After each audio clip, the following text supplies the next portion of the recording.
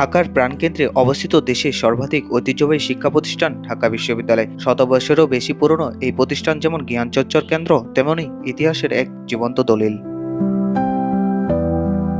কিন্তু এখানে আছে এমন একটি কবর যার পরিচয় আজও কারো জানা নেই। নামফলকবিহীন এই কবরটি বহু বছর ধরেই দাঁড়িয়ে আছে নিঃশব্দে। কে এখানে শায়িত আছেন, কেন নেই কোনো চিহ্ন? উত্তর খুঁজে ফিরেছে অনেকেই, কিন্তু মেলেনি কোনো নিশ্চিত তথ্য। প্রথমে মনে হয়েছিল এটা হয়তো কোনো মুক্তিযোদ্ধার কবর, কিন্তু পরে জানতে পারি কেউ ঠিক জানে না এটা কার কবর। কৌতূহল জাগে প্রতিনিয়ত। এই কবরের বিষয়ে বিশ্ববিদ্যালয়ের রেকর্ডও নেই নিশ্চিত কোনো তথ্য। কেউ বলেন এটি হয়তো ব্রিটিশ আমলের কোনো অজ্ঞাত সৈনিকের কবর, কেউ বলেন হয়তো কোনো অচেনা মুক্তিযোদ্ধা। ইতিহাসবিদদের মতে এ ধরনের বেনামি কবর সাধারণত যুদ্ধকাল বা রাজনৈতিক সহিংসতার সময় তৈরি হয়। সময়ের সাথে সাথে হারিয়ে যায়, থেকে যায় শুধু চিহ্নহীন স্মৃতি।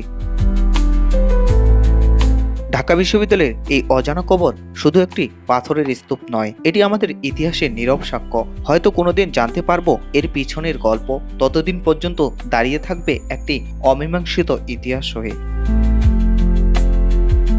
সুশান্ত দেবনাথ, রূপালী বাংলাদেশ।